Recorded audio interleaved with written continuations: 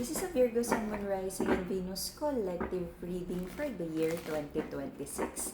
For your personal reading, kindly send me a direct message. Kamusta mga perfectionist ng zodiac, mga Virgo? Kamusta, kamusta? Anong meron? Anong bago? Anong pinagkakaabalahan ng ating mga Virgo? This is a Virgo Sun, Moon, Rising, and Venus collective reading for the year 2026. Collective energy mga Virgo, please.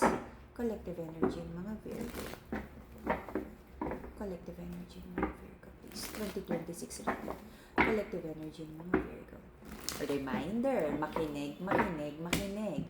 Ang nag-iisang account na Mystic Siren ay kay Angeles 11 and the messages coming from a different account. Hindi po ako yun. Alright? Inchende, malinaw, klaro? Alright, Virgo. Overthinking, maraming iniisip, maraming wino-worry, maraming nagpapagulo sa isip. Nagkaroon ka ng decision in the past na nagdala sa'yo ng overthinking, tama ba to? Anong mangyayari? Okay? Na parang ang tagal mo nang pinag-isipan ng action na to, nung ginawa mo, nag-overthink kang malala. Okay? Hindi ka naman nakikitang sobrang malaking decision to, no, na parang ini-installment mo nga, konti muna. Kumbaga sa negosyo, konti muna. Tapos, shucks, baka mawala, baka matalo. Kumbaga sa pag-ibig, pagkakatiwalaan ko ba? Sige, pagkatiwalaan ko, shucks, baka masaktan na naman ako. Alam mo yung ganong klaseng na gusto mong bigyan ng chance, but then, nung binigyan mo ng konting effort, win-worry mo kung ano yung outcome. Tanggalin. I-live sa universe, kung ano man yung mga dapat na,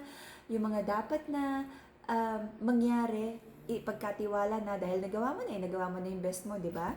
So, ang kaya mo na lang, ano pa yung mga susunod na idadagdag mo na effort para maging mas okay ang outcome kung ano man tong pinaplano mong maganda para sa'yo. Kung ano man yung nire-rearrange mo sa buhay mo. Okay. There's a feminine in this connection na sabi niya parang medyo very challenging ang relationship na to. Broken heart, disappointment, sadness. If may mga anak na involved, maaaring anak ang iniisip dito, paano na yung bata, baka maapektuhan yung bata, hindi dapat malaman ng bata. Okay? Kung walang batang involved, it feels like the feminine is considering na, alam mo yun, parang not really bargain, nagkakaroon siya ng mental, sa sarili niya na, parang debit credit na masaya naman, kaya lang ganito si masculine, ginawa niya to, kaso ganito siya. Okay? Parang may debate sa isip ng feminine kung ano ba talaga yung kalagayan. Okay? Ang status ng relationship na to. Maraming duda, maraming malabo, maraming iniisip na kailan ba darating yung Wheel of Fortune na yan? Malaking swerte pagdating sa kabuhayan kaperahan. Nagmamanifest na ang ating mga Virgo ng bagong cycle na mas maganda, mas magandang karma, mas abundant, mas masaya, new business connections, mga taong makakatulong sa'yo sa pangarap mo, a new friends na maaaring makatulong sa mga bagay na minamanifest mo. Okay? Right now, sabi ng ating mga Virgo, move forward lang. Maraming nangyaring like dishonest energy pagdating sa pag-ibig, negosyo, and because of that, kumbaga, valid naman yung mga nagiging overthinking mo pagdating sa business and love partnership. Because I feel nasaktan ka, nasira ang tiwala, kaya nagkaroon ng trust issues. Yan, naulan na naman. Umiiyak ang langit para sa ating mga Virgo. There's an energy here na the feminine in this connection, gusto niyang magkaroon ng magandang outcome at marami siyang plano. Marami din siyang sinabi sa masculine na mga bagay na kailangan baguhin, ayusin para mas magkasundo. At sabi niya, itutuloy niya to whether makisama yung masculine sa plano na to or not. I feel binibigay naman ng ating mga Virgo ang lahat ng kayang ibigay pagdating sa connection, but still, lahat na ng effort binigay mo, but nag-overthink ka pa rin kung ano yung possible outcome in the future. You feel so attached, you feel so tied sa relationship na to, business or love, at sobrang mong parang gusto mong kapitan yung outcome na dapat ganito yung mangyari. But alam naman natin na wala namang certain at medyo iisang tabi natin ang pagka-perfectionist ng mga Virgo, ha? Na parang kung hindi mo man ma-achieve yung 100% ng goals mo, agad-agad, kapit lang, ilaban. Okay? Someone is trying to hold back. pagdating sa big decision, pagdating sa kaperahan, kabuhayan, and long-term plans pagdating sa relationship. Pero kumbaga is steady lang. It feels like recalibrating and replanning. Walang gagalaw, titignan ko ano talaga yung totoong sitwasyon and gagawa ng solusyon and plano para maging mas effective, no, yung mga susunod na plano mo this 2026. Okay? This is the energy of magkakabalikan, walang aalis, walang maghihiwalay. Magtiis tayo sa isa't isa. Kahit ganun yung energy that it feels like very unstable ang relationship na to. Okay? Someone wants to reconnect, reconcile, ayusin ang relasyon na to. But it feels, someone feels like giving up already. Okay? For some of you, someone already walk away at yung isa ay habol sa pato. Okay? Let's see. Whew! Ang dami ng naging challenging situation sa relationship na to. So I feel, no, working on like magkaroon ng balance para magkaroon ulit ng pagtitiwala, magkaroon ulit ng maayos na energy, hindi ganun kadali. Kumbaga sa bahay, napabayaan, inanay, nabasa, nabulok, okay? Maraming kailangang i-repair. Kung mare-repair pa, let's see. The reason for the reading is kasunduan. Pag-uusap, nagkaroon ng kasunduan in the past, but I feel someone feels so defeated because the other person is not ready to commit, not ready for love, not ready to be loyal, to be committed sa connection na to. And because of that, there's a sad energy para sa ating mga Virgo.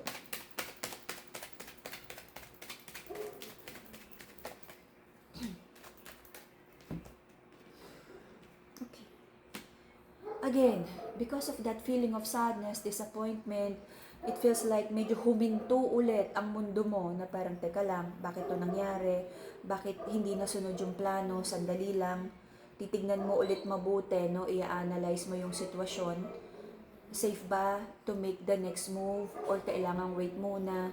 Or hayaan na lang? Or pabayaan na talaga? For now, marami ka pang ina-analyze sa situation. Walang kikilos. Alright, so there's a prayers and manifestations here na sana magkaroon na ng harmony, magkaroon na ng pagkakasunduan sa relationship na to. Nakakapagod na rin na lagi na lang nagtatalo, nag-aaway, nagtatampuhan. Paano ba daw talaga makukuha ang fine-tuning sa kasunduan sa relasyon na to? Sabi ng feminine, very stubborn yung masculine. Paano nga ba daw mababago? Ayaw makinig, masabi. Ayaw daw tumanggap ng pagkakamali. Okay? Magbabago, konti lang. Very light, un poquito. Pero ayaw naman daw umalis, masculine. Ayaw mo daw magbago. Pero dyan ka lang daw, habol-habol ka dyan. Okay. Sabi nga sa isang quote, there's nothing worse than the person who doesn't want to love you correctly but doesn't want to let you go. Aruy. So, sabi ng ating mga Virgo, meron ditong attempted reconnection, reconciliation, pagkakasunduan. Sabi ng masculine this time, ipinapangako, no, na magkakaroon na daw ng victory ang sitwasyon na to. Maraming pinapangako, maraming sinasabi ang masculine na itatama na ang kanyang pagkakamali. Dear Ate Charo. Okay, sabi ng feminine, ayaw ko na ng conflict masculine, nai-stress na ako sa'yo. Sabi naman ni masculine, ayaw ko rin ng away, kaya nga nakikipagbati na ako sa'yo. Ikaw talaga, feminine, napakamoy. Ganon. Ayusin natin to. Sabi ng feminine, ilang beses natin itong inayos. Ulit-ulit ka lang. And both of you again, try to step back. And the quietness continues. Okay, katahimikan, crickets chirping. Nag-aabang ang masculine na naman ng tamang panahon para magbigay na naman ng kanyang plataforma. Let's see.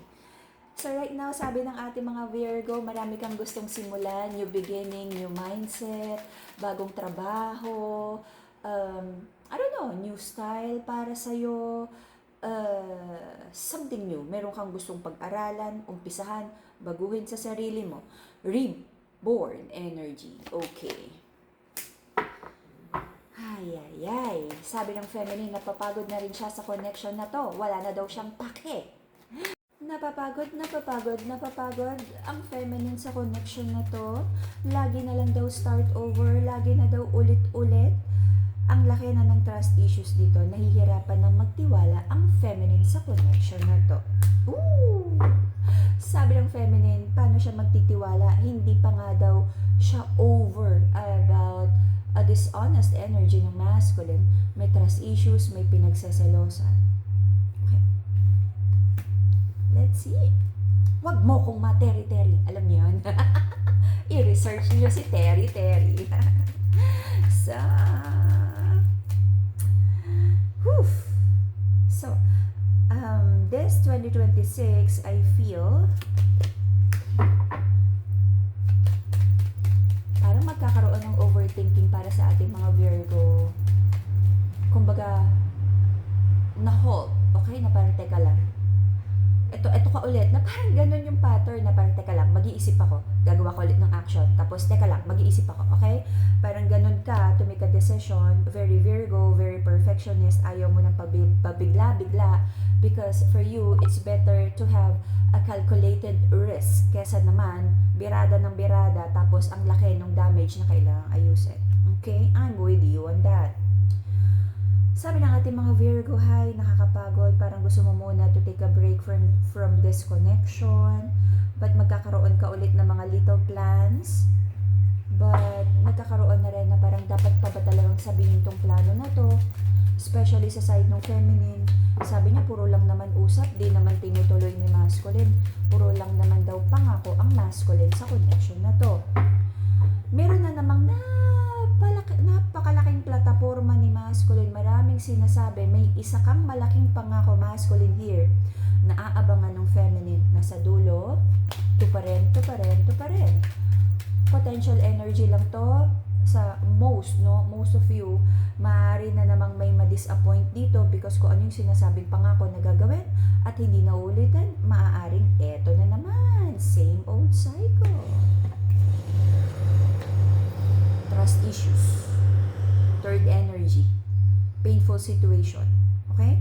Kailangan matapos itong mga dudahan na to masculine, kung ano yung mga kailangan mong dapat gawin, mga sinasabi ni feminine para mapagkatiwalaan ka niya uli, you meet her. Kasi parang kung ikaw yung may atraso, wala kang karapatan na ikaw ang masunod. Si feminine ang masusunod kung ano yung mga bagay na makakapag-feel secured sa kanya again para mapagkatiwalaan niya ulit ang relasyon na to. Okay? Ayusin ang pagsasama. Because meron ditong isang feminine energy or third party na pinagseselosan na parang mafi-figure out ng feminine na parang hindi pa tapos. At eto na naman ang gera padani. Okay? Lahat ng possible outcome dito ay bunga lang din naman ng inyong mga, sabihin natin, decisions at mga pinaggagawa ngayon, okay? If you're making a better decision, then ibig sabihin, next reading, wala na kayo dito at nakikinig na naman ng mga drama ng reading na to, okay? So hopefully Virgo, makagawa kayo ng tamang desisyon para sa relationship. Punta tayo sa kaperahan. Money reading para sa ating mga Virgo. Makukuha ba ng ating mga Virgo ang 2026 financial and career goals? Career and financial goals para sa ating mga Virgo. Career and financial goals para sa ating mga Virgo. Career and financial goals para sa mga Virgo. Makukuha ba? Career and financial goals, whatever amount, investment, kung ano man, makukuha ba to? 2026. Silipin natin. Okay. You are tapping in your energy, kung ano man yung mga issues about the relationship. This is a Virgo energy. Okay? Merong mga pag-uusap na naman, kasunduan na i-discuss kung ano yung mga judgment in reverse, mga naging pagkakamali, and you will try to make things right again. Okie Virgo, bakit ganon? Whatever you're trying to manifest, sandali lang daw, sandali lang. Huwag madaliin. Marami kang plano, okay? With the 7 of Cups, Sabi mo, magninegosyo, magtatrabaho, babalik sa dating trabaho, nire-refer ka ni gano'n, ni ganyan, doon ka ba? May padrino naman. Okay, mag-a-abroad ba? Mag-aaral ba muna? Ang daming iniisip ng ating mga Virgo. And because of that, okay, maraming iniisip. Careful, no? I feel kaya ganito yung energy mo. Kasi nagkaroon ka ng isang rush decision in the past. And I feel kung hindi pa yun nangyari, maaari itong mangyari ng first quarter ng 2026 na parang maaring bigla kang mag-resign, umalis, biglang tumaya sa negosyo, sa investment, kung ano man yan. At sabi mo, alam ko to eh. A very confident energy. Okay? But, it feels like na ano ka eh, parang na-hype, no? Na-hype na, pare, or mare, punta ka dito. Alam mo, 20% yan, kikita yan ng malaki. Nakita mo naman yung potential, calculated risk. Pero nung dumating na talaga yung like pinaka-outcome, sabi mo parang hindi ganun yung napag-usapan. Okay? So parang because of that, magkakaroon ka ng plan B. Sorry, may maingay, may construction, may mga inaayos, but okay. So magkakaroon ka ulit ng mga pagpaplano. I feel 2026 would be like a learning year for you pagdating sa pag-ibig at pagdating sa kabuhayan, kaperahan. Sabi ng masculine, ipaglalaban niya ang relasyon, ang kabuhayan, balanse, pareho. But someone wants to detach. And someone, para magkakaroon ng away, na parang, bakit ka alis? Bakit ka paghiwalay? Anong nangyayari? Sa maliit na bagay ba maghihiwalay? Okay, so magkakaroon ng discussion because someone wants to fight for this connection and someone wants to walk away because sobra-sobrang na-disappoint sa connection na to. Sabi ng feminine sa connection, hindi naman niya nakikita yung solid na effort ng masculine, puro daw loving. Sumakit ang ulo ko. Puro daw loving. Ano to? Hindi daw yan nakakabusog. Ano ba yan, masculine? Ha? Asan na daw yung effort? Asan yung pangako mong mamamasyal kayo, pupunta doon, mag-i-invest, pag-aaralin sa magandang school yung anak nyo, okay? Na ibibili mo siya nito, mag-i-invest sa ganyan, magninegosyo. Puro ka daw labing, ha? Hindi pwedeng labing, hindi yan pambayad ng kuryente. Alright, but I feel kahit gaano karami ang inyong pagtatalo, ay you would still fight para maging okay ang relationship na to. Maraming pag-uusap, may mga little white lies, may mga pangako na maaaring hindi matupad. Alam mo, yung mga, okay, eto na lang naman. Wala naman talagang perfect na sitwasyon, walang perfect na business, walang perfect na love connection.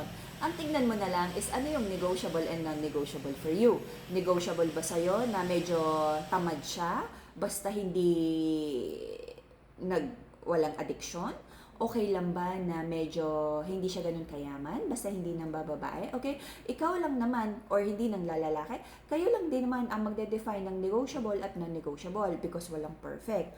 But I feel something that is non-negotiable at napakalaking issue ang maaaring mangyari. This is betrayal, cheating, deception, at ito yung mga bisyo na dapat ay tinanggal na, mga toxic habits, bisyo, babae, lalaki, sugal, kung ano man, substance na kailangan tanggalin para magkasundo kayo, para maging healthy yung relationship, but still, naglilinger dito. Okay. Alam mo, ang nakikita ko kasi dito, the masculine in this connection is very confident na with little effort na binibigay niya, nandyan lang si feminine, especially kung may anak na involved. Napakalaking transformation na kakaharapin yung dalawa dito, you and your person. If single, ikaw on your own, no? Para ma-reach mo yung 10 of Pentacles, which is like the full potential of your earning income. Marami ding iisipin, ipon para sa bata, at ito ay parang igagapang nyo para maibigay yung best para sa mga bata, okay? Pagdating sa kaperahan, kabuhayan, isiping mabuti, calculated risk sa paglipat ng trabaho at pag-i-invest, okay? But if ever, ang nakikita ko naman dito, kung ano yung mga magiging mga wrong decisions, kayang-kaya namang i-correct. Kaya lang, it's not really starting over, but starting from the experience na nagain mo from the past mistakes, alrighty? And that would be the Virgo reading for the year 2026. See you again in a few days for your bonus reading. Again, i-remind ko kayo, mag-ingat, mag-ingat, mag-ingat sa mga scammers.